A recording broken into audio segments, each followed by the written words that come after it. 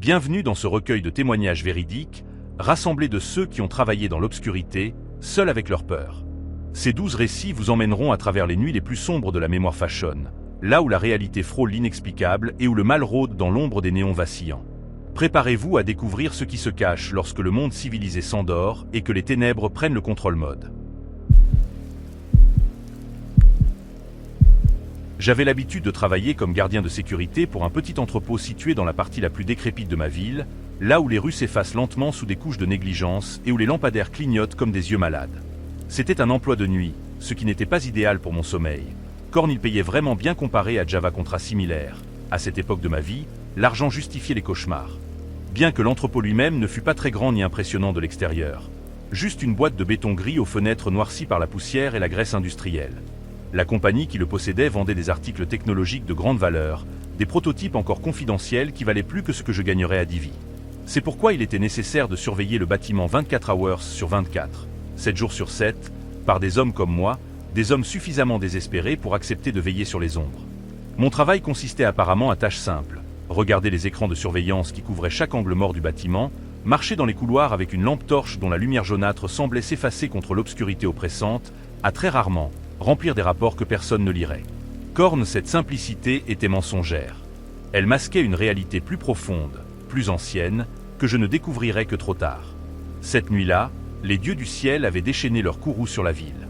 Il pleuvait avec une violence que je n'avais jamais connue, des cataractes d'eau qui transformaient les rues à rivière noire, accompagnés de coups de tonnerre si puissants qu'ils faisaient vibrater les fondations même de l'entrepôt. Honnêtement, bien que l'ambiance fût sinistre au-delà de Annie description, les ombres dansaient contre les murs comme des spectres affamés. À chaque grincement du métal torturé par le vent ressemblait à un gémissement humain. C'était précisément lors de nuits comme celle-ci que je me sentais étrangement détendu, sachant que personne de sain d'esprit ne sortirait dehors. La pluie était mon allié, ma barrière contre le monde extérieur. Comme si la nature elle-même avait décrété que cette nuit appartenait au seul damné. Je suis arrivé à 22h15, trempé malgré mon imperméable, et j'ai discuté brièvement avec les employés du quart de fermeture alors qu'ils partaient, leurs visages creux de fatigue, leurs yeux évitant les miens comme s'ils savaient quelque chose que j'ignorais. Puis le silence s'est abattu. Le silence absolu, troublé seulement par la symphonie destructrice de la tempête. J'étais seul dans l'entrepôt de 22h30 à 6h du matin, seul avec des kilomètres de couloirs vides, de salles de stockage où s'entassaient des fortunes en silicium et en plastique, et avec quelque chose d'autre, quelque chose que je ne pouvais pas encore nommer. Habituellement, le bâtiment était silencieux d'une manière neutre, avec seulement quelques grincements occasionnels que j'attribuais au vieillissement des structures, aux contractions nocturnes du métal et du béton. Mais avec la pluie tambourinant sur le toit en tôle avec une intensité frénétique, il était presque impossible d'entendre quoi que ce soit d'autre. Cette cacophonie devenait une sorte de transe blanche, hypnotique, qui brouillait les frontières entre la veille et le sommeil, entre la réalité et l'hallucination. Environ 2 heures après le début de mon service, alors que mes paupières devenaient lourdes et que les écrans de surveillance se transformaient en tableaux abstraits de lumière verte et noire, j'ai décidé de prendre une pause salvatrice de l'observation écrasante. Je me suis levé, mes articulations craquant dans le silence relatif du bureau de sécurité, et je suis parti pour faire le tour du bâtiment, effectuant une vérification de sécurité que je croyais routine. Je suis allé jusqu'à l'extrémité la plus éloignée, là où se trouvait la majeure partie de la section de stockage, un labyrinthe d'étagères métalliques s'élevant jusqu'au plafond comme les côtes d'une bête géante fossilisée, chargée de boîtes scellées qui contenaient je ne sais quel secret technologique. Puis j'ai commencé à marcher vers l'autre bout, ma lampe torche dessinant des arcs de lumière tremblante sur les murs humides de condensation. C'est alors qu'un son a transpercé le mur de pluie. Un doux bip, électronique, sinistre dans sa banalité. Il a commencé à résonner à travers le couloir, se propageant comme une onde dans l'eau stagnante. Mon sang s'est figé. C'était une alerte provenant de la salle de sécurité, un signal que je connaissais trop bien. Le capteur de loquet sur la porte arrière, celui qui déclenchait une alarme silencieuse si quelqu'un tentait de forcer l'entrée. J'ai couru. Mes pas résonnaient contre le béton avec une violence qui me semblait presque sacrilège dans ce silence de cathédrale industrielle. J'ai atteint la salle de sécurité essoufflée, le cœur martelant ma cage thoracique, et j'ai vérifié l'écran. Le capteur indiquait une tentative d'ouverture sur la porte arrière, celle qui donnait sur la ruelle obscure où même les rats hésitaient à s'aventurer. J'ai ouvert le flux vidéo en direct qui couvrait cette porte, mes doigts glissant sur le clavier moite de sueur. Mais l'écran ne montrait que la pluie oblique, les gouttes qui ruisselaient sur l'objectif de la caméra, et derrière ce rideau liquide, rien. Personne. Juste l'obscurité compacte de la ruelle, et peut-être, une forme qui aurait pu être une ombre ou un conteneur renversé. J'ai attendu une minute entière. chaque seconde s'étirant comme du chewing-gum, fixant l'écran jusqu'à ce que mes yeux brûlent. Rien ne bougeait. La pluie continuait son travail de sape, inlassable, impitoyable. J'ai décidé d'aller vérifier moi-même, contre toute logique, contre tout instinct de survie qui hurlait dans les profondeurs de mon crâne. J'ai pris ma lampe torche, la plus puissante, celle qui projetait un faisceau blanc bleuté capable de transpercer l'obscurité la plus dense, et je suis parti vers la porte arrière. En chemin, j'ai désactivé l'alarme sonore, ne voulant pas réveiller tout le quartier pour une fausse alerte, pour un capteur déréglé par l'humidité démente de cette nuit. J'ai atteint la porte, ce lourd battant de métal renforcé qui séparait le monde civilisé de l'habit extérieur, et j'ai tourné la poignée. Le métal était glacial, presque brûlant dans son froid, et quand j'ai ouvert, l'air de la nuit s'est engouffré dans le couloir comme un soupir de créature millénaire. Je suis sorti dans la ruelle, la pluie me frappant instantanément avec une violence qui m'a fait reculer. J'ai levé ma lampe torche, balayant l'espace étroit entre les murs d'entrepôt, les poubelles renversées, les flaques qui reflétaient le ciel absent comme des miroirs noirs. Rien. Personne. Juste l'obscurité et la pluie. Cette pluie qui semblait maintenant vivante, intentionnelle, qui me frappait le visage comme des milliers de doigts gelés. Je suis retourné à l'intérieur, refermant la porte avec un sentiment de soulagement mêlé d'inquiétude que je ne pouvais expliquer. J'ai vérifié le mécanisme du capteur, le testant 1, 2, 3 fois. Il fonctionnait parfaitement. Jamais il ne s'était déclenché par erreur, jamais il n'avait échoué à détecter une intrusion réelle. Alors pourquoi maintenant? Pourquoi cette nuit? J'ai regardé une dernière fois par le judas de la porte, et pendant une fraction de seconde, j'aurais juré avoir vu quelque chose bouger dans l'obscurité au bout de la ruelle. Une forme qui n'était pas là une seconde plus tôt, qui semblait se désagréger sous mon regard comme de la fumée. J'ai fermé les yeux, les frottant, les rouvrant. Rien. Juste la pluie. Malheureusement, malgré le fait que je n'ai vu personne ni rien d'anormal, les protocoles étaient implacables. Je devais rédiger un rapport complet sur l'incident, car l'alarme était enregistrée dans le système, une trace numérique de cette nuit étrange. Je suis donc retourné au bureau de sécurité, mes vêtements trempés collés à la peau, et j'ai commencé à remplir les documents, mes doigts glissant sur le papier humide. Seulement quelques minutes plus tard, type que je m'efforçais de concentrer mon esprit sur les cases à cocher et les descriptions factuelles, un bruit a résonné dans tout le bâtiment. Pas un grincement, pas un craquement. Un bruit sourd, massif, comme si quelque chose de très lourd, ou quelqu'un, venait de tomber du haut des étagères, ou de se jeter contre le sol du deuxième étage. J'ai sursauté, ma chaise basculant, j'ai fixé le couloir qui s'étendait devant la porte du bureau, une gorge d'obscurité qui semblait maintenant respirer. Incapable de déterminer d'où venait exactement le bruit, incapable de distinguer quoi que ce hisse d'autre que le martèlement de mon propre cœur, j'ai quitté la pièce. Je me suis tenu dans le couloir, listening tendu, chaque fibre de mon être vibrant d'une terreur ancestrale que je ne pouvais nommer. Corne, je n'ai rien entendu d'autre que la pluie. Cette maudite pluie qui semblait maintenant une prison sonore, isolant le bâtiment du monde extérieur comme une cloche worse. J'ai marché prudemment à travers le bâtiment, ma lampe torche dessinant des cercles de lumière instables sur les étagères, cherchant des cartons tombés, des signes de dommages visibles qui expliqueraient le bruit. Corne, plus je m'approchais de l'avant du bâtiment, plus le son de la pluie devenait intense, presque douloureux, comme si le toit allait céder sous la pression. J'ai tourné le coin du couloir principal et je me suis arrêté net, ma lumière tombant sur une scène qui a gelli l'essence même de mon âme. La porte d'entrée était grande ouverte. Pas entr'ouverte, pas forcée. Grande ouverte, comme si quelqu'un l'avait poussée avec une douceur délibérée, invitante. Sur le sol de béton, je pouvais voir le reflet des lampadaires extérieurs dans des flaques d'eau qui n'en auraient pas dû être là. Des flaques qui trahissaient une intrusion récente, des pas qui avaient traversé le seuil, apportant la nuit et la pluie à l'intérieur de mon sanctuaire. Je n'ai pas réfléchi. L'instinct de survie, cette force primordiale qui précède la pensée, a prise le contrôle mode. J'ai couru à arrière, mes pas éclaboussant les flaques, je me suis enfermé dans la salle de sécurité, mes doigts tremblants trouvant le rond d'urgence sous le bureau. J'ai appuyé, et la connexion avec le central de police, normalement si rassurante, ne m'a apporté aucun réconfort. J'ai parlé, ma voix étranglée, décrivant une intrusion à court, et on m'a dit que des units étaient à route. 5 minutes. 20 minutes dans cette boîte de métal, avec cette chose, cet intrus, qui partageait maintenant l'air que je respirais. Pendant que j'en attendais, collé contre la porte comme si ma volonté seule pouvait la renforcer, j'ai entendu Java bruit. Des pas, lourds, méthodiques, qui parcouraient les couloirs avec une lenteur délibérée qui était pire que Annie Course. DS Green Rooftop Terrace sourd, comme si des objets étaient déplacés, examinés, rejetés. Puis le silence est revenu, plus profond que jamais, plus menaçant que Nen doit vers quel bruit. Quand la police est finalement un-t-il, leur sirène à peine audible sous la tempête, Je les ai attendus à l'avant, la porte de la salle de sécurité verrouillée derrière moi. J'ai fait un rapport à l'un des officiers, ma voix chevrotante, pendant que 2 Java entraient dans l'entrepôt, leurs lampes torchées dessinant des arcs de lumière bleue dans l'obscurité. 1 minute plus tard, ils sont revenus, et entre eux, traîné comme une marionnette cassée, se trouvait un homme. Il était menotté, ses vêtements trempés collés à un corps qui semblait à la fois maigre et déformé, comme si les os sous la peau avaient été réarrangés par une main cruelle. Ses yeux, quand ils se sont posés sur moi, étaient depuis de noir absolu, sans blanc visible, sans iris, juste une obscurité qui semblait aspirer la lumière même. Il m'a launchtad un regard glacial qui m'a horrifié au-delà de Annie description, un regard qui disait « Je te connais, je t'en attendais, ce n'est pas fini ». Les officiers l'ont emmené, j'ai appris plus tard quelques détails fragmentaires. L'homme semblait avoir été sous forte influence de plusieurs substances, un cocktail de drogue de rue et de quelque chose que les laboratoires n'ont pas pu identifier complètement.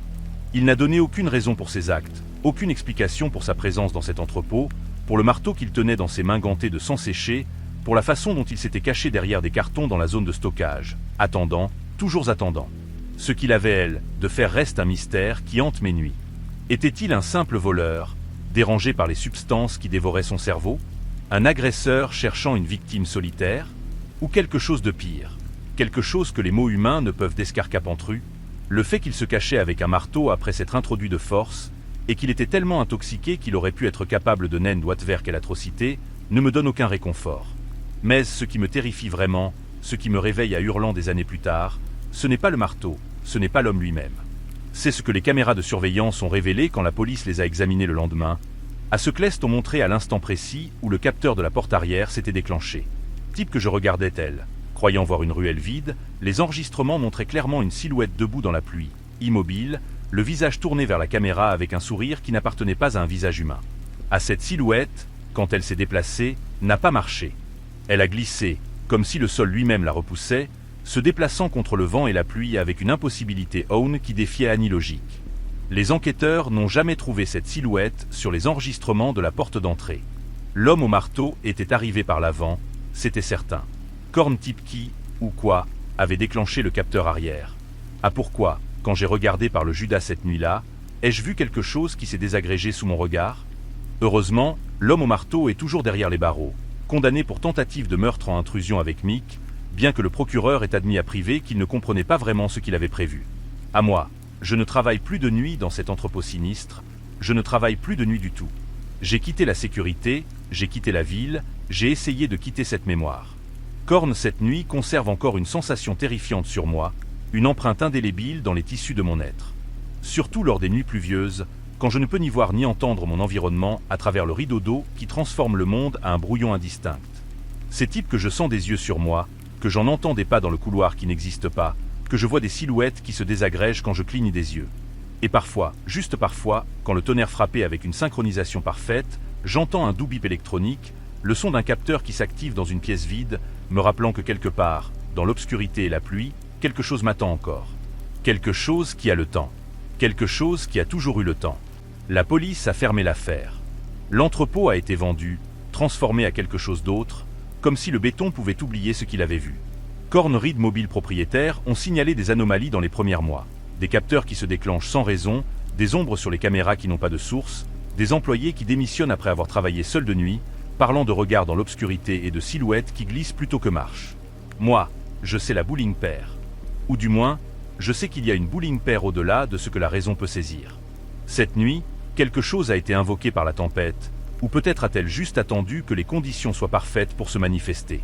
L'homme au marteau était un outil, un instrument de chair et de folie. Korn derrière lui, il y avait autre chose.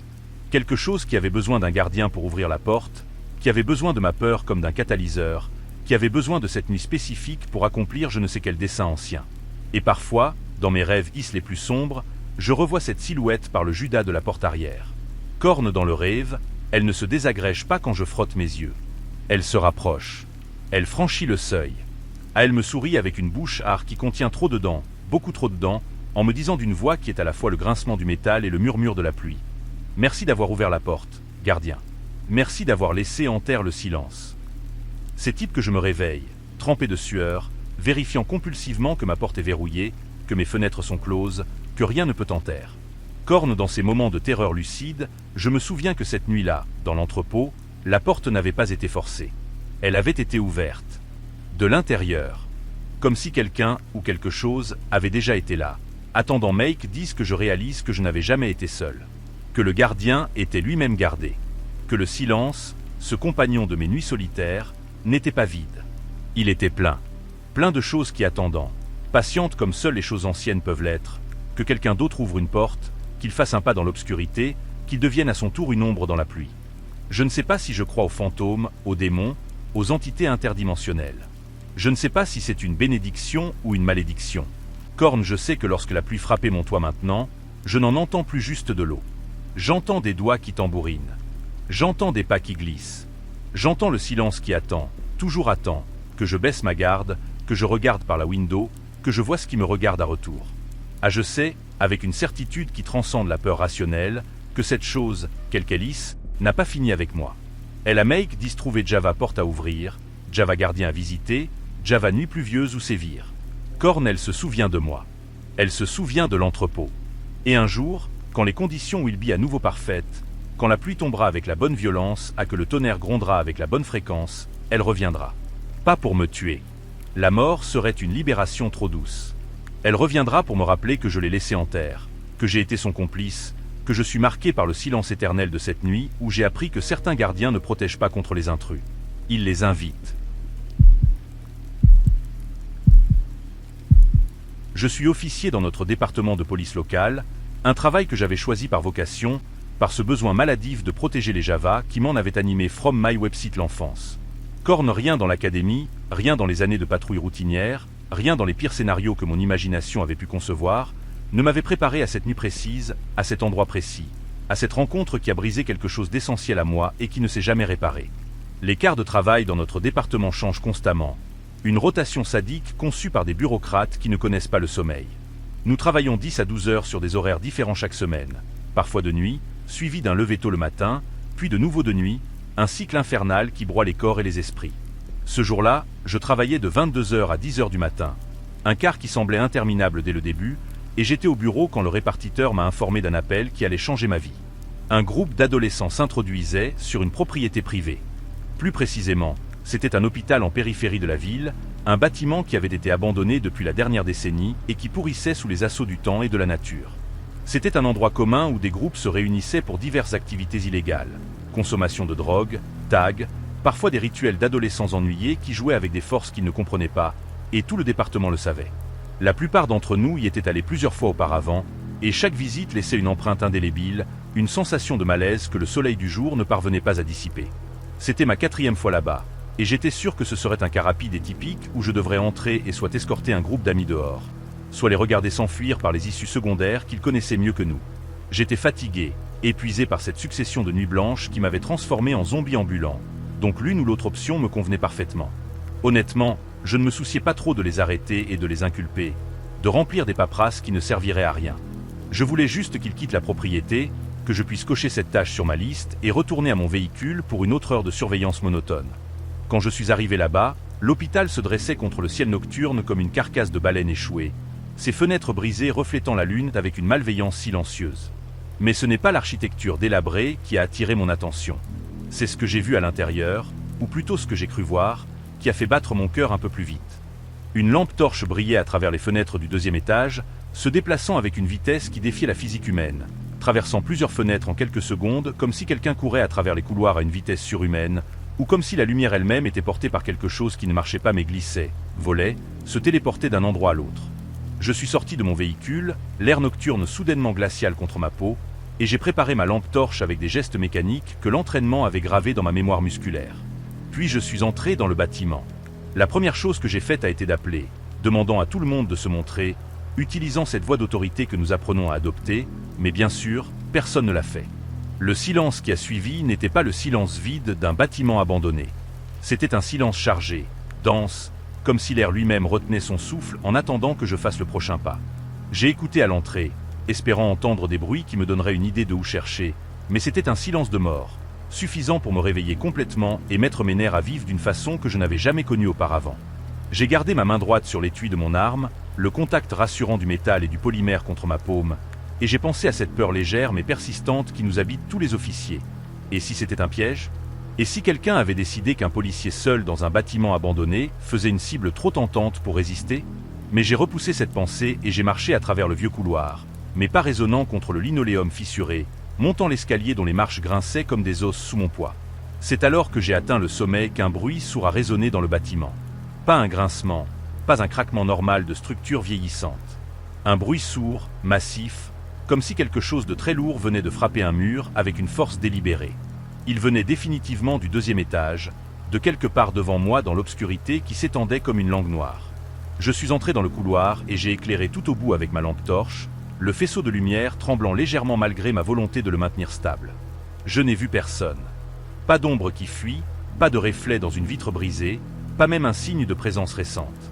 Juste les portes entr'ouvertes des anciennes chambres d'hôpital, des lits médicalisés recouverts de draps poussiéreux qui ressemblaient à des corps sous des linceuls, et les graffitis qui couvraient les murs comme des runes incompréhensibles. J'ai appelé à nouveau, très agressivement cette fois, utilisant cette colère que la peur engendre pour masquer ma vulnérabilité. Je savais que l'escalier près duquel je me trouvais était le seul moyen de monter et de descendre du deuxième étage, du moins officiellement. Les issues de secours étaient condamnées depuis des années, scellées par des barres de métal qui auraient nécessité des outils lourds pour être forcées. Je suis resté là et j'ai écouté à nouveau, mais je n'ai rien entendu d'autre que le grincement du bâtiment, ces gémissements de structures qui semblaient maintenant former des patterns, des rythmes presque linguistiques, comme si l'hôpital lui-même essayait de me dire quelque chose. J'ai marché lentement à travers le couloir, balayant chaque pièce avec ma lampe torche, révélant des scènes de désolation identiques. Des lits d'hôpital aux draps jaunis, des machines médicales réduites en ferraille, des murs couverts de graffitis qui semblaient plus anciens que l'abandon de l'hôpital, des symboles que je ne reconnaissais pas, des figures qui ressemblaient à des êtres humains mais avec des proportions déformées, des visages sans yeux qui semblaient me suivre du regard même. Quand je déplaçais la lumière. Quand je suis arrivé à la dernière pièce, celle au bout du couloir, la porte était fermée. Toutes les autres avaient été ouvertes, balayées par des courants d'air ou des visiteurs précédents, mais celle-ci résistait, comme si elle gardait quelque chose. J'ai appelé une dernière fois, ma voix résonnant étrangement dans l'espace confiné, puis j'ai poussé la porte d'un coup de pied, mon arme maintenant dégainée et pointée devant moi. J'ai inspecté la pièce en quelques secondes, le temps que mon cœur batte 3 fois. Personne. Mais ce que j'ai vu sur le sol a fait descendre une glace dans mon échine qui n'a jamais vraiment fondu depuis. Des cigarettes. Plusieurs, écrasées récemment, avec de la fumée qui s'élevait encore d'ailes en volutes grises qui dansaient dans le faisceau de ma lampe. C'était extrêmement inquiétant, sachant qu'ils n'avaient pas quitté le deuxième étage par les escaliers. Je les aurais vus, je les aurais entendus, et que la seule autre façon de sortir aurait été de sauter par une fenêtre brisée, une chute de plusieurs mètres sur du béton fissuré. Avant que je puisse même vérifier les fenêtres, avant que je puisse comprendre comment quelqu'un pouvait avoir disparu si complètement, la porte derrière moi s'est claquée violemment. Le bruit a fait sursauter mon âme, et avant que je puisse me retourner, quelque chose a frappé la porte de l'extérieur avec une force qui a fait vibrer tout le mur. Des pas se sont éloignés dans le couloir, rapides, trop rapides, comme si quelqu'un courait sur des jambes qui n'étaient pas tout à fait humaines. J'ai tenté d'ouvrir la porte, mais elle résistait. Quelque chose la bloquait de l'extérieur, quelque chose de lourd. J'ai mis toute ma force, l'adrénaline me donnant une puissance surhumaine, et j'ai réussi à la pousser suffisamment pour me glisser à travers l'ouverture. Ce que j'ai vu m'a glacé le sang. Un grand lit d'hôpital, celui qui était dans la pièce voisine, avait été déplacé et pressé contre la porte. Mais ce n'était pas la partie la plus terrifiante. Ce qui me hante encore, ce qui me réveille en sueur des années plus tard, c'est que les roues du lit étaient immobiles, verrouillées, comme si le lit avait été téléporté là, ou poussé par une force qui n'avait pas besoin de roues pour se déplacer. Au moment où je suis sorti, celui qui était là avait depuis longtemps disparu. Le couloir était vide, silencieux, mais l'air avait changé. Il était plus lourd, plus dense, chargé d'une odeur que je n'avais jamais sentie auparavant.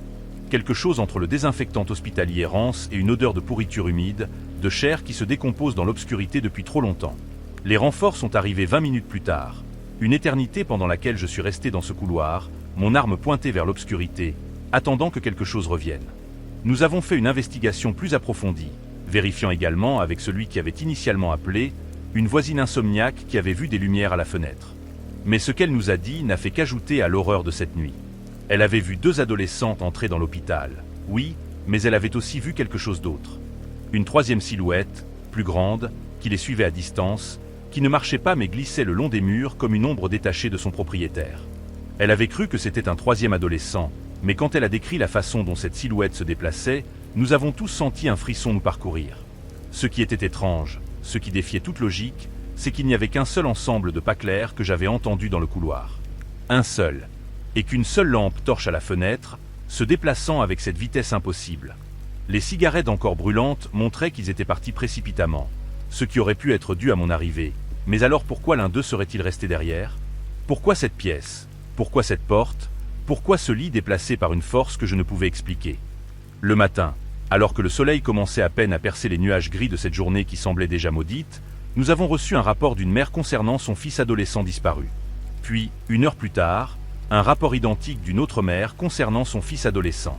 2 garçons, âgés de 16 et 17 ans, qui étaient sortis ensemble la veille et qui n'étaient jamais rentrés. Leur description correspondait à ce que la voisine avait vu entrer dans l'hôpital. Après avoir enquêté pendant des jours, puis des semaines, puis des mois, il était devenu presque certain qu'ils ne réapparaîtraient pas. Et maintenant, 6 ans plus tard, ils ne l'ont toujours pas fait. Leur disparition est des plus improbables et c'est ce qui la rend si déchirante, si insoluble. On ne sait pas avec certitude si la personne dans l'hôpital avec moi était l'un des 2 adolescents. La théorie la plus stable actuellement est qu'il s'agissait de quelqu'un d'autre, un 3e acteur dans cette tragédie que nous ne comprenons pas. Mais je sais, au fond de moi, avec une certitude qui transcende la preuve matérielle, que ce que j'ai vu, ce que j'ai senti dans cet hôpital, n'était pas entièrement humain. Les bandes de sécurité que nous avons récupérées, celles qui fonctionnaient encore dans ce bâtiment à ruines, ont montré des choses que la police a préféré classer. Des ombres qui se déplaçaient indépendamment de any source de lumière. Des cheptes qui apparaissaient sur une image et disparaissaient sur la suivante, comme ces Otherwise pouvaient se téléporter ou traversent les dimensions. Sur une bande, celle qui correspondait à le camp où j'en étais dans le couloir, on voit clairement 3 silhouettes. 2 qui marchent normalement, et une 3e qui les surplombe, qui semble les envelopper, qui n'a pas de visage mais qui a trop de bras, trop de jambes, une géométrie qui fait mal aux yeux de la regarder. J'ai quitté la police 2 ans après cette nuit. Je n'ai pas pu continuer. Chaque bâtiment left-mail que je voyais, chaque appel concernant des adolescents qui faisaient des bêtises, chaque nuit de patrouille où la lune était cachée par les nuages, me ramenait à cet hôpital, à ce couloir, à cette porte qui s'était claquée avec une violence surnaturelle. J'ai cherché de l'aide, des thérapeutes, des médicaments, Korn, rien n'efface complètement ce que j'ai vu, ce que j'ai senti. Je sais maintenant, après des années de recherche obsessionnelle, que cet hôpital n'était pas un hôpital ordinaire. Avant sa fermeture Nokia dans les années 2000, il avait été le site d'expériences médicales non autorisées, des wispans sur la conscience fashion à la frontière entre la vie et la mort qui avaient conduit à des tragédies étouffées, des disparitions jamais expliquées. Les anciens employés parlaient de la chambre, une salle au sous-sol où des patients étaient soumis à des traitements que la science moderne ne pouvait justifier, où des choses avaient été invoquées, ou éveillées, qui auraient du romains endormis. Et parfois, dans mes cauchemars les plus sombres, je revois cette dernière pièce du couloir. Korn dans le rêve, la porte ne s'ise pas. Elle s'ouvre lentement, révélant ce qui attendait de l'autre côté. Ce que je vois change chaque fois. Parfois c'est les 2 adolescents, leur visage déformé par une terreur éternelle, leur bouche ouverte dans un cri silencieux. Parfois c'est l'homme sans visage de la bande vidéo, ses bras trop item to meet the S, étendant vers moi avec une lenteur délibérée. Et parfois, le pire des fois, c'est moi. Moi, debout dans l'obscurité, tenant le marteau que l'intrus de la première conférence Facility avait brandi, souriant avec une bouchard qui contient trop dedans, beaucoup trop dedans. Je me réveille type, hurlant, je vérifie que ma porte est verrouillée, que mes fenêtres sont closes, que rien ne peut en taire. Korn dans ces moments de terreur lucide, je me souviens que cette nuit-là, dans l'hôpital, je n'avais pas entendu la porte s'ouvrir.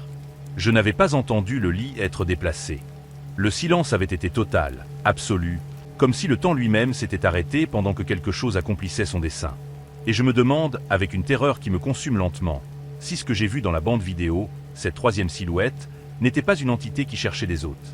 Des corps jeunes, des esprits impressionnables, des âmes qui pouvaient être emportées dans les espaces entre les mondes. Je me demande si les 2 adolescents sont vraiment disparus, ou s'ils sont encore là, dans cet hôpital, piégés entre les dimensions, attendant que quelqu'un d'autre vienne, que quelqu'un d'autre ouvre la mauvaise porte, que quelqu'un d'autre devienne à son tour un gardien de ces ombres éternelles. Car c'est ce que je suis devenu, je le réalise maintenant. Un gardien. Pas des vivants, Korn des disparus. Je garde leur mémoire, je garde leur conférence Facility, je garde cette nuit dans un coffre-fort de terreur que je n'ose plus ouvrir. Korn parfois, quand le vent souffle dans une certaine direction, quand la lune est cachée par des nuages qui ressemblent à des visages sans yeux, j'en entends encore ses pas dans le couloir. Pas un seul ensemble cette fois. 3. Toujours 3. 2 qui courent, qui essaient désespérément d'en échapper, et un 3e qui glisse, qui danse, qui réclame ce qui lui est dû. Je sais, avec une certitude qui transcende la folie et la raison, que cette chose, quelque Alice, n'a pas fini avec moi. Elle me garde à vie, je le sens maintenant, pour que je continue à raconter cette conférence facility, à propager sa légende, à attirer Java curieux vers cet hôpital maudit.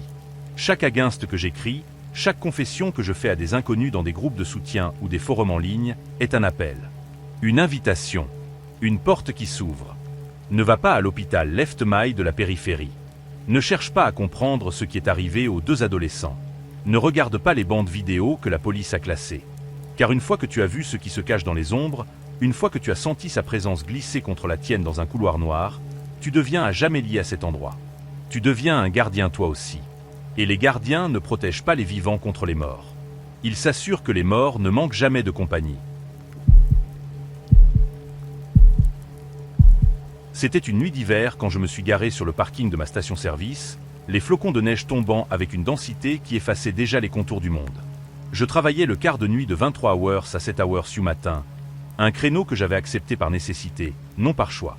J'étais à ce poste from my website plusieurs mois avant cette nuit fatidique, à chaque service avait été une épreuve de solitude et de froid. Corne rien ne m'avait préparé à ce qui m'en attendait derrière ces vitres embuées. Je n'aimais vraiment pas ce travail. L'odeur constante d'essence qui imprégnait mes vêtements et ma peau, le bourdonnement des néons qui crépitaient comme des insectes électriques, les hours interminables où le seul son était le vent qui sifflait à travers les pompes désertes. Corne trouver un autre endroit où travailler était vraiment difficile dans cette économie moribonde, à raison de certaines situations dans Java aspect de ma vie. Une mère malade que je devais soigner pendant la journée, des runnings qui s'accumulaient comme la neige sur un toit mal isolé les quarts de nuit étaient les seuls qui correspondaient à mon emploi du temps personnel. Pourtant, je rentrais fatigué chaque nuit, les yeux cernés de violet, l'esprit embrumé par un sommeil qui ne venait jamais assez. Je luttais pour traverser chaque service sans m'endormir debout. Je me suis garé devant le bâtiment, mes phares éclairant brièvement la seule autre game sur le parking.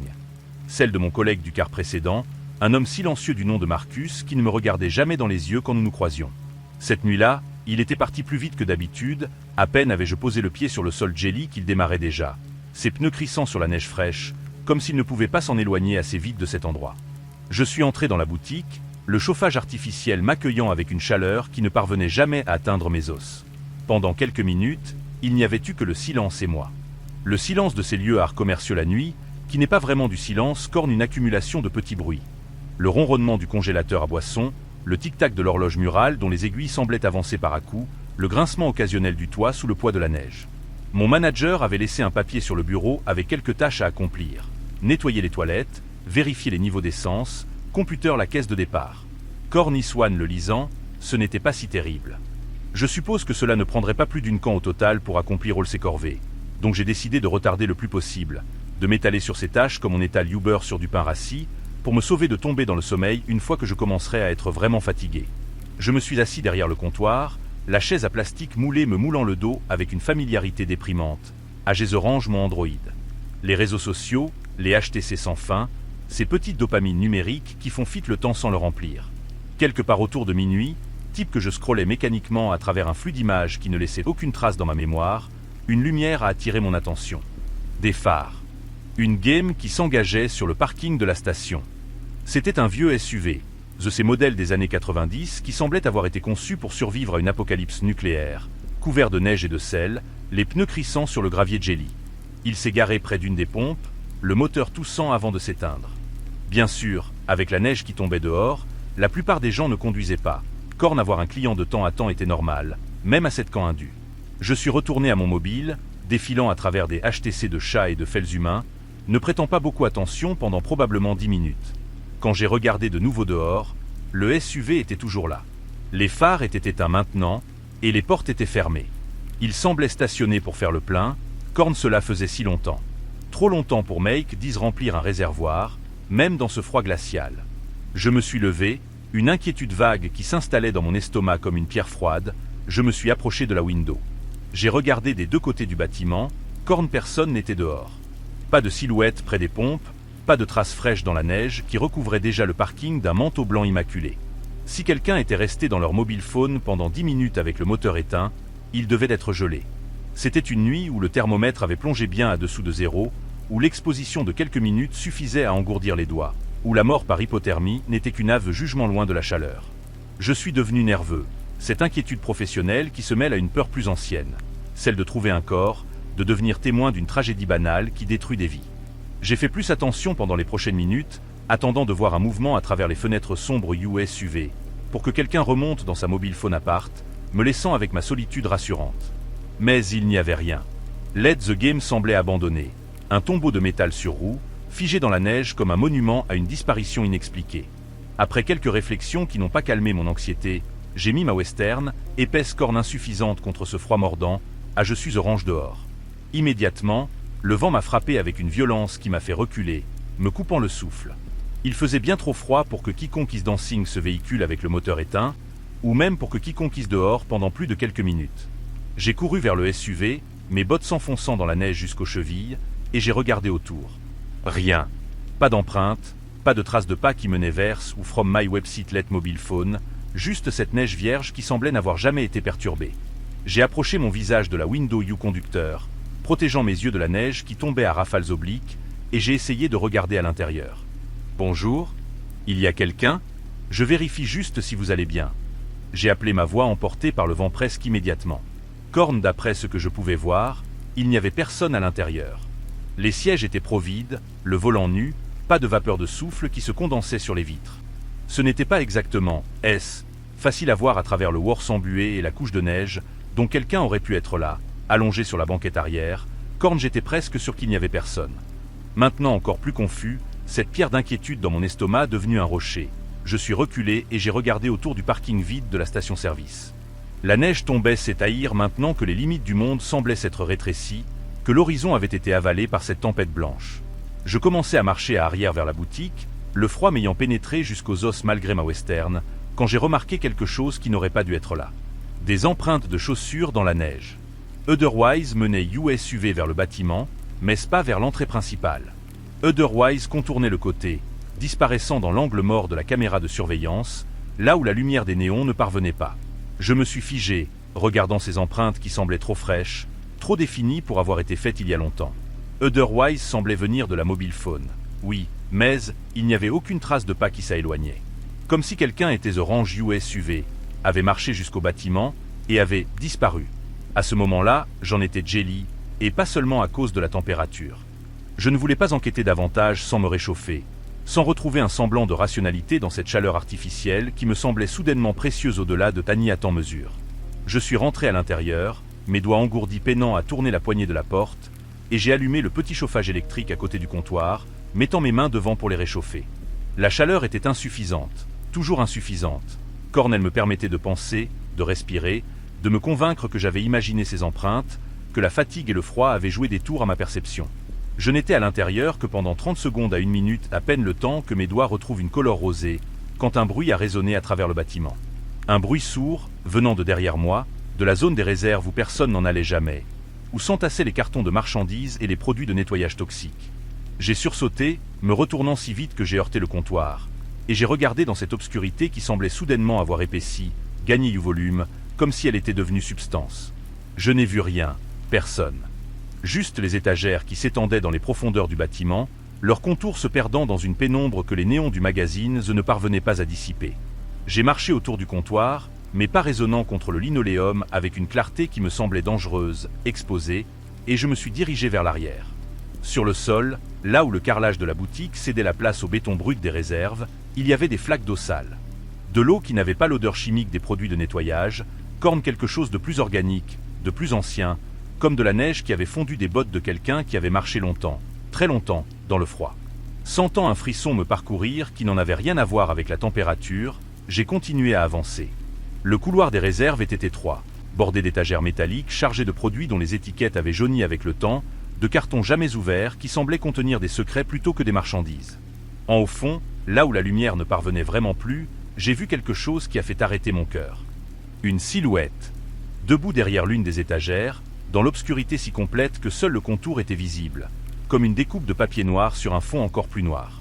Elle était grande, avec des épaules larges qui semblaient trop larges, disproportionnées. J'ai distingué ce qui ressemblait à une barbe, une loe de poils qui pendait jusqu'à la poitrine, qui semblait bouger légèrement type qu'il n'y avait aucun courant d'air. À cette silhouette, cette chose, me regardait. Je le savais avec une certitude absolue, même sans pouvoir voir ses yeux. Je sentais son regard sur moi, une pression own qui me poussait à arrière, qui me criait de fuir, de courir, de ne pas remain un instant de plus dans cet endroit. Corne, je n'ai pas fui. Pas immédiatement. Quelque chose dans ma réaction, peut-être le choc, peut-être une curiosité morbide qui transcendait la peur, m'a fait remain immobile, a fixé cette ombre qui me fixait à retour. Puis, après une éternité qui n'a duré que quelques battements de cœur, j'ai fait quelque chose d'inexplicable, quelque chose que je ne comprends toujours pas. J'ai reculé. Lentement, sans tourner le dos, comme on recule devant un animal sauvage qu'on ne veut pas provoquer. Je suis retourné au comptoir, mes mouvements mécaniques, automatiques, et j'ai discrètement price log for you magazine. J'ai appelé la police, chuchotant pour demander de l'aide, comme si la chose dans l'arrière-boutique pouvait m'en entendre, comme si le son de ma voix pouvait la provoquer. L'opérateur a price mon appel avec cette neutralité professionnelle qui est à la fois rassurante et terrifiante, m'informant qu'une patrouille serait envoyée dans les plus brefs délais. 5 minutes. 10 minutes pendant lesquelles je devais remain dans ce bâtiment avec cette chose, cette présence qui occupait maintenant l'espace derrière moi comme un poids orne. Ces 10 minutes ont été les plus longues de ma vie. Je suis resté derrière le comptoir, ne bougeant pas, ne respirant presque pas, attendant. Pendant ce temps, je n'ai rien entendu venant de la réserve. Pas de pas, pas de mouvement, pas de ce grincement de plancher qui aurait indiqué que quelqu'un marchait. Ce silence, paradoxalement, était pire que n'en doit vers quel bruit.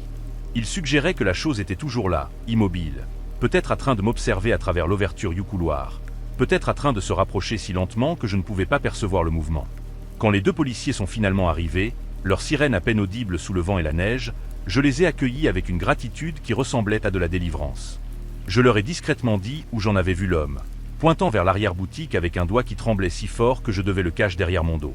Ils sont entrés dans la réserve, leurs lampes torchées dessinant des arcs de lumière bleue dans l'obscurité, leurs armes dégainées, et j'ai attendu. Ils sont ressortis quelques minutes plus tard, l'expression sur leur visage m'a glacé plus que la température extérieure. Ils n'en avaient trouvé personne. Personne dans la réserve, personne dans les toilettes, personne dans le petit local technique où se trouvait le chauffe-eau. L'homme avait disparu. Mais ce qu'ils ont trouvé à la place, ce qu'ils m'ont montré avec des regards qui mélangeaient la perplexité et une peur qu'ils tentaient de dissimuler, c'était presque pire. Des empreintes de chaussures aquatiques entouraient la porte arrière, celle que nous n'utilisions jamais, celle qui donnait sur le champ de gélie qui s'étendait à perte de vue derrière la station-service. Mais ce n'étaient pas des empreintes normales. Otherwise était trop grande, disproportionnée. En Otherwise semblait d'avoir été faite par quelqu'un qui marchait pieds nus dans la neige, laissant des traces de pas qui fondaient immédiatement sous leurs pas, créant des cuvettes d'eau noire dans la neige immaculée. Ces empreintes ne s'arrêtaient pas à quelques mètres. Otherwise continuait, droit devant, droit dans le champ complètement sombre et vide qui s'étendait sur des kilomètres. Évidemment, personne ne pouvait fouiller cela la nuit. La tempête avait empiré, transformant le monde extérieur à un blizzard où la visibilité était réduite à quelques mètres, où s'aventurer aurait été suicidaire. Corne, même quand la police est revenue les jours following, avec des chiens et des équipements de recherche, ils n'ont rien trouvé. Le champ était immense, il aurait pu aller n'en doit vers où, mais il faisait si froid et venteux cette nuit-là que j'étais presque sûr qu'il trouverait un corps. Un homme jelly qui aurait tenté de s'échapper dans une tempête où la survie était impossible. Le SUV a été emmené pour identification. Corne, pour une raison quelconque qui défie any logique administrative, ils n'ont pas pu trouver d'historique de sol. Pas d'immatriculation valide, pas de numéro de série correspondant dans aucune base de données, pas de report de vol. C'était comme si le véhicule n'avait jamais existé avant cette nuit, comme s'il était apparu de nulle part pour cette rencontre spécifique, pour me livrer son passager impossible. Cela nous a laissés avec seulement ce que nous savons de cette nuit, nous sommes toujours laissés avec juste cela. Qui était l'homme et ce qu'il faisait reste non résolu. Où il est maintenant est tout autant une question. Mais ce que je n'ai dit à personne, ce que je n'ai osé confier ni à la police ni au thérapeute que j'ai consulté from my website, c'est ce que j'ai vu dans la dernière seconde avant que la silhouette ne disparaisse de mon champ de vision. Quand j'ai reculé vers le comptoir, quand j'ai tourné la tête pour saisir le mobile, j'ai jeté un dernier regard vers la réserve. Pendant une fraction of the second, la lumière d'un néon qui clignotait, ce néon défectueux que nous avions tous appris à ignorer, a éclairé tout contact directly, la silhouette. Je n'ai pas vu un visage. Je n'ai pas vu Dieu, né, Bouchard. J'ai vu une absence. Un vide où le visage aurait dû être, un trou noir qui semblait aspirate la lumière même, qui semblait aspirate mon regard, mon esprit, quelque chose d'essentiel à moi que je n'ai jamais retrouvé. Dans ce vide, j'ai entendu une voix. Pas avec mes oreilles, corne dans ma tête, contact directly dans ma tête, comme si quelqu'un avait ouvert une porte et s'était installé dans les recoins les plus intimes de mon esprit. Une voix qui n'était pas fashion, qui était faite de 1000 voix chuchotant ensemble, qui disait « Merci pour l'invitation. Je reviendrai quand tu seras seul. » Je ne sais pas ce que cela signifie. Je ne sais pas si j'ai imaginé cette voix, si le stress et la peur ont provoqué une hallucination. Korn, je sais que from my website cette nuit, je ne suis jamais vraiment seul. Même dans les pièces les plus bondées, même quand je suis entouré de gens que j'aime, je sens une présence. Une ombre dans mon champ de vision périphérique qui disparaît quand je tourne la tête. Un frisson dans mon cou quand je marche seul la nuit. Un rêve récurrent où je suis de retour dans cette station-service, où la neige tombe sans fin, où la porte arrière s'ouvre lentement pour révéler ce qui attendait de l'autre côté.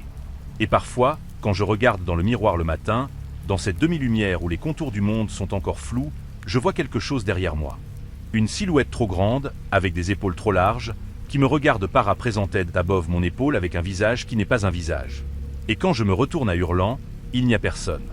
Juste l'ombre des rideaux, le reflet d'une lampe, les jeux de lumière que la fatigue invente pour terroriser l'esprit. Кукуруза, которую я называю боулингом. Ou du moins, je sais qu'il y a une bowling paire que je ne peux pas accepter. Cette nuit, quelque chose m'a choisi. Quelque chose qui voyage dans les tempêtes de neige, qui utilise les véhicules abandonnés comme des leurs, qui entre dans les lieux hard de passage pour marquer ceux qui sont assez seuls, assez vulnérables, assez ouverts à l'invitation. Je ne sais pas ce que c'est. Un esprit, un démon, une entité de dimension que notre science ne peut pas mesurer. Korn, je sais qu'il me garde à vie pour quelque chose. Обязательно приду. Que cette attente est pire que n'en doit vers quelle mort immédiate pourrait l'être. Je n'ai jamais retrouvé de travail de nuit. Je ne peux plus supporter l'obscurité, le silence, la solitude. Je dors avec les lumières allumées, la télévision à fond sonore pour masquer les bruits que je sais être imaginaires mais qui me terrifient quand même. À chaque hiver, quand les premières neiges tombent, quand le vent commence à hurler contre les fenêtres, je sens cette présence se rapprocher. Se rapprocher de moi, Korn aussi de Java. Car je ne suis pas le seul. Des disparitions similaires ont été rapportées dans Java Station Service.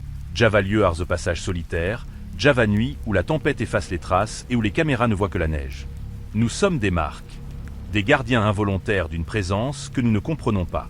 Et un jour, quand la tempête sera assez forte, quand la solitude sera assez complète, quand la porte sera assez ouverte, il reviendra. Pas pour me tuer, pour me réclamer, pour m'emmener là où il a emmené les Javas, dans ce champ blanc et infini où les empreintes s'arrêtent et où le silence règne éternellement. Je ne sais pas si cette conférence Facility vous effraie. Je ne sais pas si vous croyez aux spectres, aux démons, aux choses qui glissent entre les dimensions. Korn, je sais que si vous travaillez de nuit, si vous êtes seul dans un show d'être out of the passage, si vous voyez un véhicule left my dans la tempête, vous devez partir. Vous devez fermer les portes, verrouiller les fenêtres, et ne jamais, jamais, aller vérifier. Car une fois que vous avez vu ce qui se cache dans la neige, une fois que vous avez senti son regard vide sur vous, vous devenez à jamais lié à cette chose. Vous devenez une station-service dans la tempête. Un phare dans l'obscurité. Une invitation que quelque chose d'ancien et de froid ne peut pas refuser. J'ai décroché mon premier emploi cette année à tant que livreur pour Pizza HUT, une corvée que j'avais acceptée avec l'enthousiasme naïf de mes 16 ans, croyant que l'argent, facile et la liberté de conduire compenserait l'humiliation du uniforme rayé et de la casquette à polyester. C'était un emploi à temps partiel que je faisais après l'école quelques jours par semaine, quand les devoirs le permettaient à quand ma mère n'en avait pas besoin de moi à la maison. J'ai choisi Pizza HUT parce que ce n'était pas si occupé de nos jours. Cette chaîne qui luttait pour survivre face à la magnificence incréase des livreurs applications et des cuisines fantômes, je ne voulais pas avoir un emploi où je stresserais tout le temps. Je voulais de l'argent de poche, pas des ulcères de l'estomac. Les premiers mois se sont écoulés sans rien d'intéressant. Une succession de livraisons banales dans des quartiers familiers, des pourboires médiocres, des clients qui oubliaient votre existence dès que la porte se refermait. C'était un travail très ennuyeux et répétitif qui rendait la plupart des jours oubliables. Des bulles de temps qui éclataient sans laisser de traces dans ma mémoire. Korn ensuite, une nuit de vendredi qui semblait identique au Java, j'ai eu une from expérience que je n'oublierai jamais. Une from expérience qui a transformé ma perception de la réalité, qui m'a montré que sous le vernis civilisé de nos vies, sous les rues pavées et les maisons éclairées, il y a des abîmes où les règles normales ne s'appliquent plus, où le mal rôde avec une patience géologique, attendant que quelqu'un fasse le mauvais tournant. C'était un vendredi, ce jour de la semaine où les commandes s'accumulent comme les déchets après une fête, et nous avons reçu une commande juste avant la fermeture. 10h moins le quart, le téléphone a sonné avec cette urgence qui caractérise toujours les dernières commandes. Cette insistance des clients qui croient que leur pizza est plus importante que le repos des employés. L'adresse n'était pas trop loin, quelques kilomètres à peine, mais elle passait par une partie de la ville où je n'allais presque jamais. Ce quartier était différent du reste, une zone transitoire entre l'urbanisation et la nature sauvage, n'ayant pas des tonnes de maisons ou de magasins, juste des rues qui semblaient mener nulle part, des espaces vagues où la végétation reprenait ses droits, des endroits que les cartographes semblaient avoir oubliés. En conduisant à travers, je vérifiais constamment le GPS car il m'emmenait à travers tout le quartier, tournant dans apparemment chaque rue, me faisant passer devant des maisons aux fenêtres sombres, des terrains vagues où des chiens errants me regardaient avec des yeux qui reflétaient mes phares comme des braises. Le système de navigation semblait confus, hésitant, recalculant constamment comme s'il ne comprenait pas lui-même où il me dirigeait. Jusqu'à ce qu'il dise finalement que j'étais arrivé, et que je réalise que quelque chose n'allait pas du tout. À ma gauche, il y avait une rangée de peut-être 6 ou 7 maisons, des demeures anciennes mais entretenues, avec des lumières aux fenêtres qui suggéraient une vie normale, une existence paisible. À droite, en revanche, il n'y avait rien de tout cela. Juste un chemin qui s'enfonçait dans l'obscurité, une ouverture entre des sauvages qui semblaient avoir poussé exprès pour masquer ce qui se trouvait derrière. Le point de repère sur le GPS apparaissait du côté droit, ce qui n'avait aucun sens. Qui commanderait une pizza pour un chemin de terre? J'ai vérifié en cherchant l'adresse sur Google Maps, mes doigts glissant sur l'écran de mon téléphone avec une nervosité que je ne m'expliquais pas, et la confirmation est arrivée avec une froideur numérique qui m'a glacé le sang. C'était l'adresse réelle du parc, ou plutôt de ce qui était désigné comme un parc sur les cartes, mais qui ne semblait être qu'un espace non constructible, une zone laissée à l'abandon où la ville n'avait jamais investi. Je me suis garé sur le côté de la route, les phares éclairant le chemin qui s'ouvrait devant moi comme une gorge sombre, et j'ai pris la pizza. La chaleur de la boîte contre ma paume était rassurante, ancrante, un rappel tangible que j'étais encore dans le monde réel, que j'étais juste un adolescent faisant son job, pas un explorateur pénétrant dans l'inconnu. Je suis sorti et j'ai marché jusqu'au chemin, la gravelle crissant sous mes baskets, les haies me frôlant de part et d'autre avec des branches qui semblaient trop actives, trop intéressées par mon passage. En regardant de plus près, je pouvais voir que c'était juste un chemin de promenade, ne menant à aucune sorte d'aire de jeu ou d'équipement public, juste une piste qui s'enfonçait dans les bois. C'est là où je m'attendais à voir un groupe d'enfants qui avaient commandé une pizza, peut-être des adolescents qui faisaient une soirée dans la nature, loin des regards des parents. Mais à la place, il y avait un homme assis sur un banc qui n'aurait pas dû être là, un banc de parc municipal placé au milieu de nulle part, qui me faisait signe avec une lenteur délibérée qui semblait répéter le même geste encore et encore. J'ai commencé à marcher vers lui, chaque pas réduisant ma certitude que cette situation était normale. En m'approchant, il s'est levé, et j'ai pu voir qu'il était plus jeune que je ne l'avais pensé, peut-être 20 ans, 25 tout au plus, avec des vêtements décontractés qui semblaient neufs, propres, décalés avec cet environnement sauvage. Il a commencé à fouiller dans son portefeuille pour de l'argent, ses gestes précipités, nerveux, comme s'il était pressé de terminer cette transaction, comme si quelque chose d'important l'attendait après. Le fait qu'il était seul sur un chemin de promenade la nuit, et que pour une raison quelconque il avait besoin qu'une pizza soit livrée ici plutôt que chez lui, était étrange, pour dire le moins. Mais ce qui a transformé l'étrangeté en terreur, c'est ce qui s'est passé pendant que nous échangions les banalités de la transaction. Le prix, la monnaie, les remerciements protocolaires. L'homme a commencé à parler tout seul. Pas des mots adressés à moi, mais des phrases répétées comme des mantras, des incantations qu'il semblait réciter pour lui-même. Je vais bien. Tout va bien se passer. Je vais bien. Tout va bien se passer. Sa voix était monocorde, mécanique, mais sous cette surface, je percevais une terreur qui transcendait la raison. C'était comme s'il essayait de se convaincre de quelque chose qu'il savait être faux, comme s'il récitait des formules de protection contre un danger imminent. J'ai senti que je devais lui demander s'il allait bien. Cette question idiote que nous posons quand nous ne savons pas quoi dire face à la détresse d'autrui. Il a arrêté de parler. Ses doigts ont cessé de fouiller dans son portefeuille. Et il a levé les yeux vers moi. Ce que j'ai vu dans son regard m'a changé pour toujours. Ce n'était pas de la peur ordinaire, cette peur que nous connaissons tous, qui naît de menaces identifiables et peut être apaisée par la raison. C'était quelque chose de plus profond, de plus ancien. De la terreur existentielle, le regard de quelqu'un qui a vu l'habit et qui sait qu'il ne peut pas en échapper. De la peur et de l'impuissance, quelque chose que je ne pense pas avoir jamais vraiment vu dans le regard de quelqu'un auparavant, et que je n'ai jamais revu depuis, Dieu merci. De ce seul regard, une montée d'adrénaline m'a parcouru, cette réponse physiologique qui précède la pensée, qui nous prépare à fuir ou à combattre avant que notre cerveau ait pu évaluer la situation. Je me suis retourné, prêt à partir, abandonner la pizza et la monnaie et ma dignité d'adolescent pour simplement courir, retrouver ma voiture, retrouver le monde normal où les regards ne contenaient pas d'horreurs indicibles. Mais quand je me suis retourné, je n'ai pas vu le chemin qui menait à ma voiture. J'ai vu un homme grand, démesurément grand, qui semblait avoir matérialisé de l'obscurité même, comme si l'absence de lumière s'était condensée en forme humaine. Il portait un masque en tissu, un simple morceau de coton noir qui cachait son visage, mais qui ne cachait pas la menace qui émanait de lui comme une chaleur, comme une odeur, comme une pression physique contre ma poitrine. Il m'a tenu en joue avec un couteau. Pas un couteau de cuisine, pas un outil banal, mais une lame qui semblait avoir été conçue pour cette seule utilisation, longue et effilée, qui reflétait la lune avec une malveillance silencieuse. Et il a hurlé. Pas parlé, pas ordonné, mais hurlé avec une violence qui semblait déchirer sa propre gorge, me demandant de vider mes poches et de jeter tout par terre. Mes gestes à exécuter avec une lenteur délibérée qui suggérait qu'il savait exactement ce qu'il faisait, qu'il avait fait cela avant, qu'il prendrait plaisir à chaque seconde de mon humiliation. J'ai rapidement fait ce qu'il a dit, mes mains tremblantes laissant tomber mon téléphone, mon portefeuille vide de liquide, mes clés qui tintèrent contre les cailloux avec un son qui me sembla soudainement précieux, le son de ma vie normale s'éparpillant sur le sol. Et je suis devenu encore plus terrifié quand il a commencé à pousser de force, non pas moi seul, mais l'homme du banc aussi, celui qui avait murmuré ses mantras de protection, nous poussant tout dehors du chemin et dans les bois avec une force qui ne semblait pas humaine, qui suggérait des muscles nourris par quelque chose d'autre que la nourriture ordinaire. Il nous a laissé tout sur le sol, monnaie et pizza et possession, montrant aucun intérêt pour le butin matériel. Ce n'était pas un vol. C'était quelque chose de pire, quelque chose que je ne pouvais pas encore nommer, mais que je sentais dans chaque fibre de mon être qui hurlait de fuir, de lutter, de faire n'importe quoi sauf de suivre ce monstre dans l'obscurité des bois. Nous avons marché pendant ce qui m'a semblé des heures, mais qui ne pouvait être que quelques minutes. Le chemin s'enfonçait dans la forêt, les arbres se refermant au-dessus de nous comme des dents, la lumière de la lune devenant une mémoire lointaine, une nostalgie de sécurité que je savais ne jamais retrouver. Nous sommes allés bien dans les bois, assez loin pour ne plus voir la lumière du chemin, assez loin pour que le monde civilisé semble avoir été effacé, remplacé par cet espace primordial où les lois humaines n'avaient pas de prise. Puis l'homme du banc, celui qui avait murmuré « je vais bien » comme une prière, a fait quelque chose que je n'ai pas compris sur le moment. Il m'a soudainement poussé au sol. Pas doucement, pas pour me protéger, mais avec une violence qui m'a fait heurter le sol couvert de feuilles mortes, le souffle coupé, la vision qui tournait. Et il a commencé à courir dans l'autre direction, s'éloignant de moi, de l'agresseur, de cette situation impossible, me laissant derrière comme un appât, comme une offrande, comme un sacrifice pour acheter son propre salut. L'homme au masque, étonnamment, m'a laissé tranquille.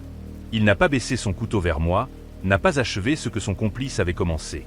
Il s'est simplement élancé après l'autre, ses pas silencieux sur la forêt me semblant plus terrifiants que n'importe quel cri aurait pu l'être.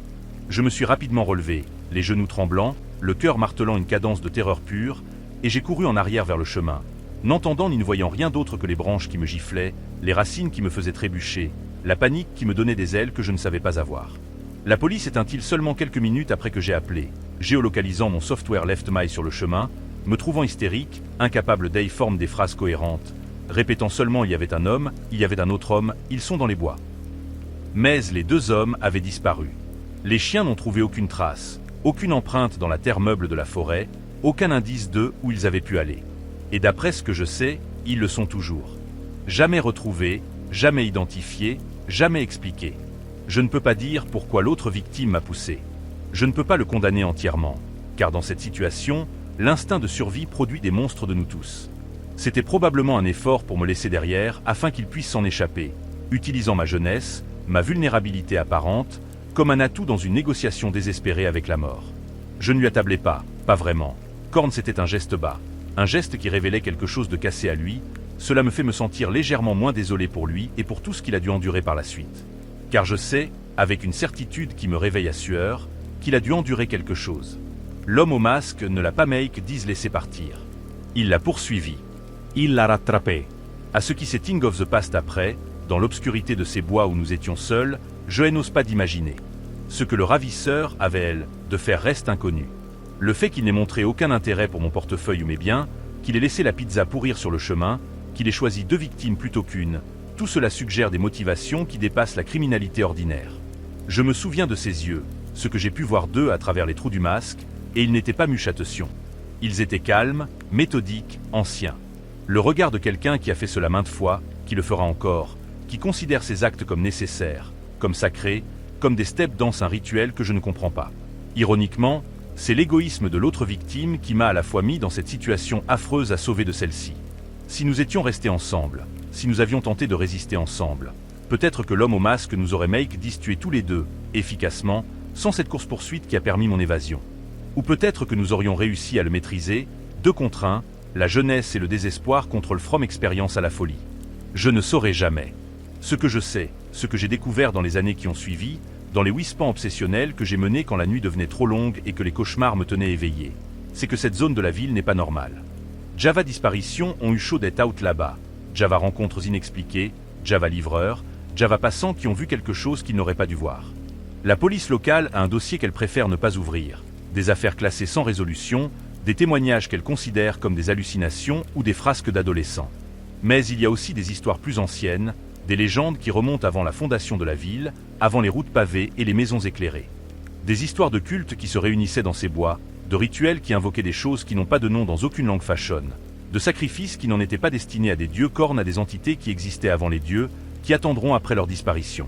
Des histoires de masques, de couteaux, de chasseurs qui choisissent leur proie selon des critères que nous ne pouvons pas comprendre, qui marquent ceux qui échappent pour les réclamer plus tard, quand le temps sera venu. Parfois, dans mes rêvisses, je revois le regard de l'homme du banc. Corne dans le rêve, il ne me pousse pas. Il me prend la main, ensemble nous courons sans fin dans ces bois qui s'étendent à l'infini, poursuivis par quelque chose que je ne peux pas voir mais que je sens toujours derrière moi, toujours à quelques pas, toujours patient. Et quand je me réveille, je vérifie mes mains, m'attendant à y trouver des marques, des brûlures, des cicatrices que le rêve aurait laissées dans la réalité. Je ne fais plus de livraison. Je ne conduis plus la nuit.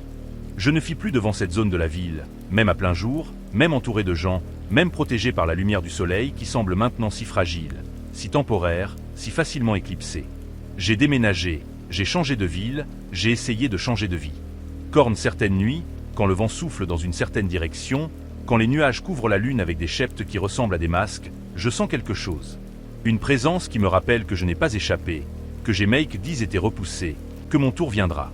Car l'homme au masque, ou ce qu'il représente, n'a pas fini avec moi. Il m'a marqué cette nuit, d'une façon que je ne peux pas voir mais que je peux sentir, comme une cicatrice invisible qui pulse dans l'obscurité.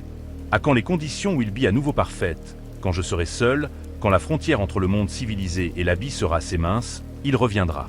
Ou quelqu'un comme lui.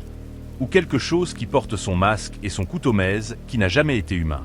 Je ne sais pas si cette conférence Facility vous effraie. Je ne sais pas si vous croyez aux malédictions, aux entités anciennes, aux choses qui attendent dans les bois pour ceux qui font les mauvais tournants. Corne, je sais que si vous livrez des pizzas, si vous conduisez la nuit, si vous voyez un homme assis seul sur un banc qui n'aurait pas dû être là, vous devez partir. Vous devez abandonner la displaide, la monnaie, votre dignité professionnelle. Car une fois que vous avez vu ce regard, cette terreur qui transcende la raison, une fois que vous avez senti la présence de l'homme au masque matérialisé derrière vous, vous devenez à jamais lié à cette nuit. Vous devenez une livraison à attente. Une disque quelque chose d'ancien et de patient comptabilisera, avec intérêt, quand le moment sera venu de payer. Je conduisais une tournée pour livrer la dernière pizza de la nuit. Cette corvée finale qui marque la fin du service et le début du repos mérité. C'était bien dans les petites heures du matin, quelque part autour de 2 heures du matin, ce moment où la nuit semble avoir atteint son point le plus bas, où le monde est suspendu entre le déclin et le renouveau, où les frontières entre les dimensions semblent s'amincir comme du papier mouillé. Je vivais dans une assez petite ville, l'une de ces communautés qui s'étendent sur des kilomètres sans jamais devenir dense, où chaque maison a son jardin, son arbre, son espace de solitude qui peut devenir oppressant quand la nuit tombe. Je travaillais pour une pizzeria locale qui était l'un des seuls endroits offrant la livraison, étant donné que la majeure partie de la ville était si étendue que les grandes chaînes préféraient ne pas s'y aventurer. La route sur laquelle j'étais était une route secondaire peu utilisée, un ruban d'asphalte qui convenablement allait d'un côté de la ville à l'autre sans aucun feu de signalisation ni intersection, une ligne droite qui traversait la forêt qui entourait notre petite communauté comme une muraille verte. Elle était principalement vide, même en plein jour, mais à cette heure, elle appartenait entièrement à la nuit, aux animaux nocturnes et à ceux qui préfèrent l'obscurité pour leurs activités. En conduisant, quelque chose avec ma voiture a commencé à se sentir différent. Une vibration subtile, une résonance qui n'était pas normale, comme si le moteur chantait une note discordante dans l'orchestre mécanique. J'ai vérifié mon essence, mais elle était à moitié pleine, et aucune autre icône n'apparaissait sur mon tableau de bord. Ce tableau lumineux qui est censé nous rassurer sur l'état de nos machines.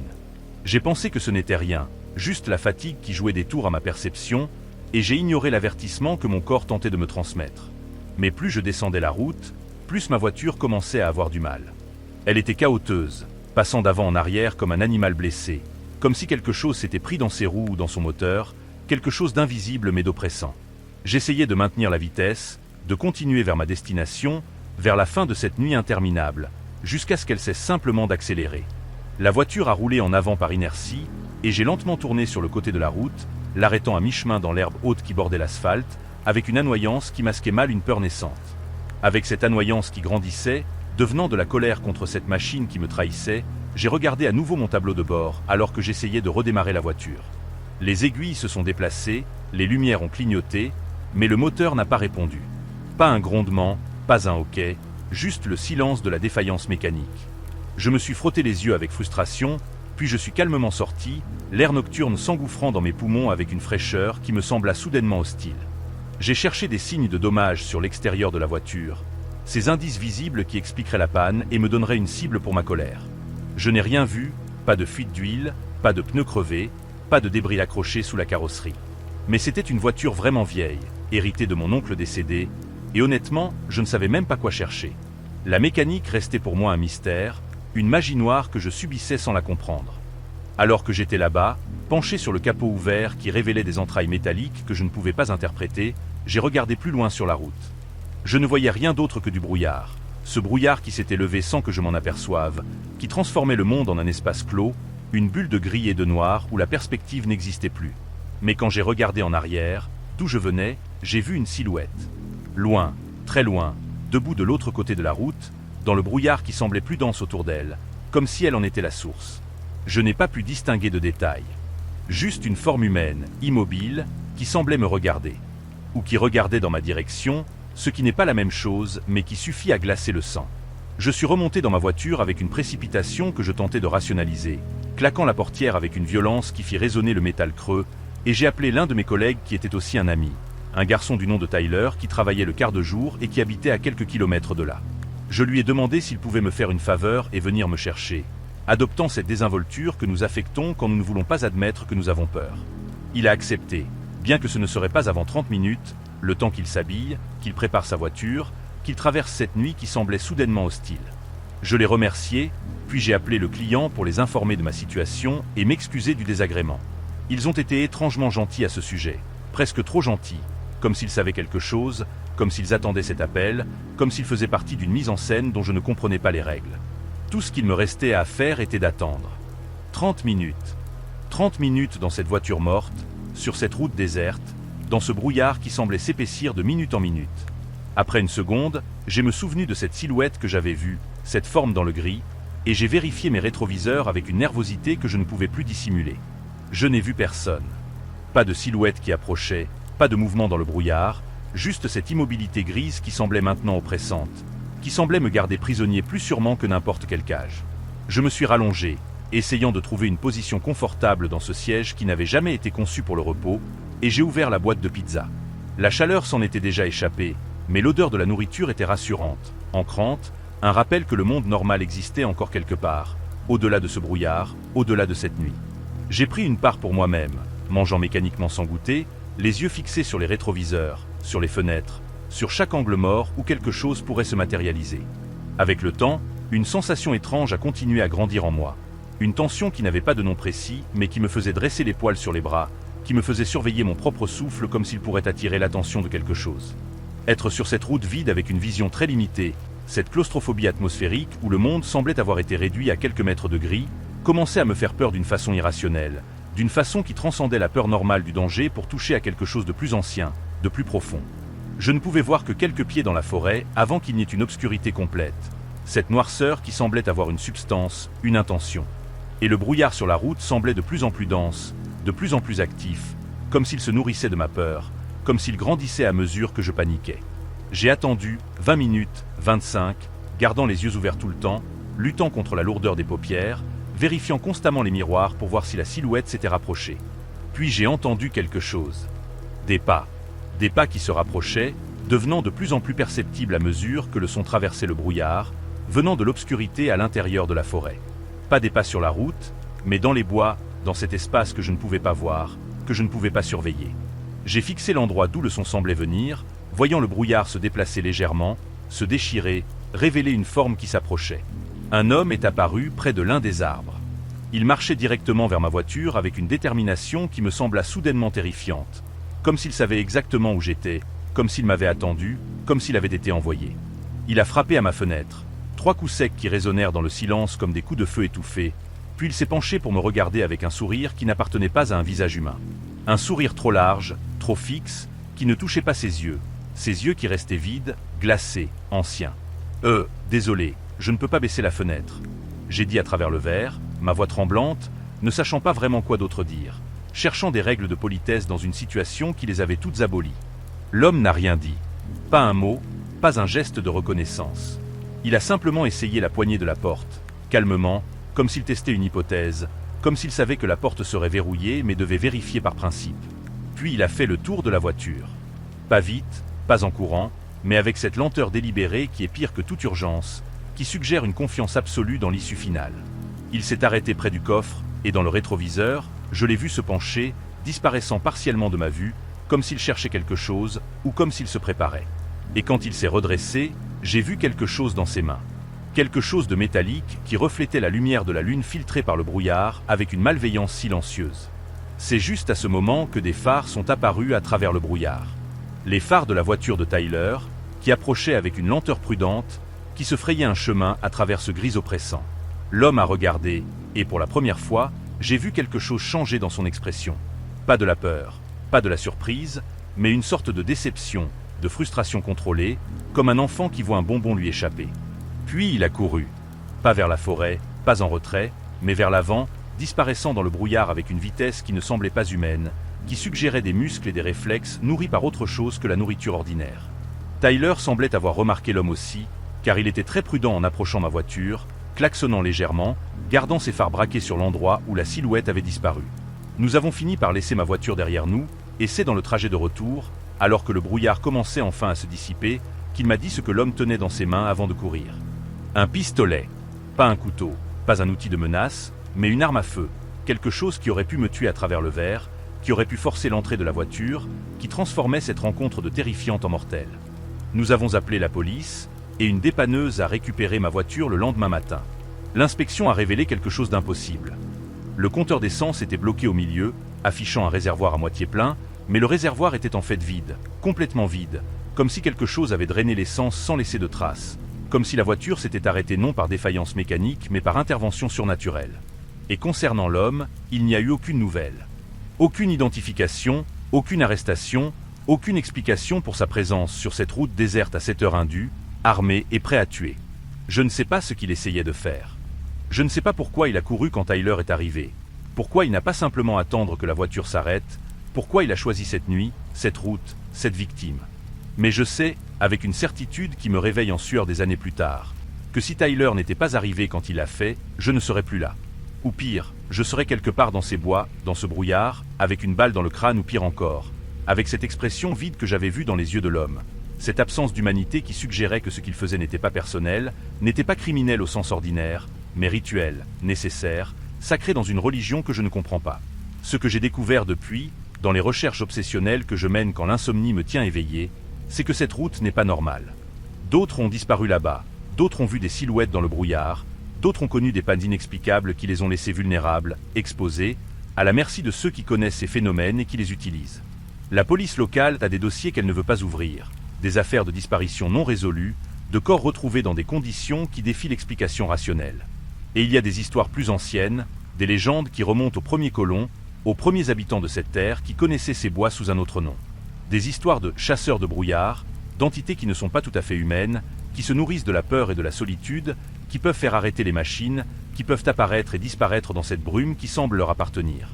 Des histoires de ceux qui échappent, comme moi, mais qui restent marqués, qui restent liés à ces lieux, qui deviennent des appâts involontaires pour attirer d'autres victimes. Parfois, dans mes rêves, je revois ce sourire à travers la vitre. Mais dans le rêve, je baisse la fenêtre. Je ne peux pas m'en empêcher, comme si quelque chose contrôlait mes actions, comme si la volonté de l'homme au dehors était plus forte que la mienne. Et quand la fenêtre s'abaisse, le brouillard entre, et avec lui, ce que le brouillard contient. Des visages qui ne sont pas des visages. Des mains qui ont trop de doigts. Des voix qui chantent dans une langue qui était ancienne avant que l'humanité n'existe. Je me réveille alors, hurlant, vérifiant que mes fenêtres sont verrouillées, que mes portes sont closes, que le brouillard de dehors reste dehors. Mais dans ces moments de terreur lucide, je me souviens que cette nuit-là, l'homme n'a pas tiré. Il avait un pistolet, il aurait pu me tuer à travers le verre, mais il a choisi d'attendre, de frapper, de sourire. Comme s'il savait que quelqu'un viendrait, comme s'il savait que je m'échapperais, comme si l'échappée elle-même faisait partie du rituel, du cycle, de la marque qu'il posait sur moi. Je ne conduis plus la nuit. Je ne travaille plus de livraison. Je ne passe plus devant cette route, même en plein jour, même quand le soleil brille et que le brouillard semble impossible, irréel, un souvenir déformé par la peur. J'ai déménagé, j'ai changé de vie, j'ai essayé de devenir quelqu'un d'autre. Mais certaines nuits, quand le brouillard se lève, quand la visibilité descend, quand le monde devient gris et indistinct, je sens quelque chose. Une présence qui me rappelle que je n'ai pas échappé, que j'ai simplement été repoussé, que mon tour viendra. Car l'homme au pistolet, ou ce qu'il représente, n'a pas fini avec moi. Il m'a marqué cette nuit, d'une façon que je ne peux pas voir mais que je peux sentir, comme une cicatrice invisible qui pulse dans le brouillard. Et quand les conditions seront à nouveau parfaites, quand je serai seul, quand la frontière entre le monde civilisé et l'habit sera assez mince, il reviendra. Ou quelqu'un comme lui. Ou quelque chose qui porte son pistolet et son sourire, mais qui n'a jamais été humain. Je ne sais pas si cette histoire vous effraie. Je ne sais pas si vous croyez aux chasseurs de brouillard, aux entités qui contrôlent les machines, aux choses qui attendent sur les routes désertes pour ceux qui tombent en panne au mauvais moment.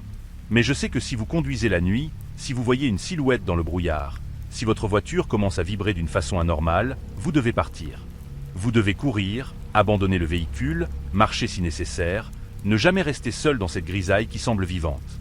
Car une fois que vous avez vu ce sourire, une fois que vous avez senti cette présence tester votre portière, une fois que vous avez compris que quelque chose peut faire arrêter votre voiture à volonté, vous devenez à jamais lié à cette nuit.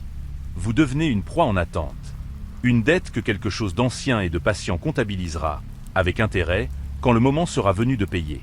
Et le brouillard, ce brouillard qui semble si banal, si naturel, si inoffensant, devient votre ennemi le plus intime, votre compagnon le plus terrifiant, le voile derrière lequel se cachent les choses qui n'ont pas de nom dans aucune langue humaine, qui attendent, toujours attendent, que vous baissiez votre garde, que vous baissiez votre fenêtre, que vous les laissiez entrer.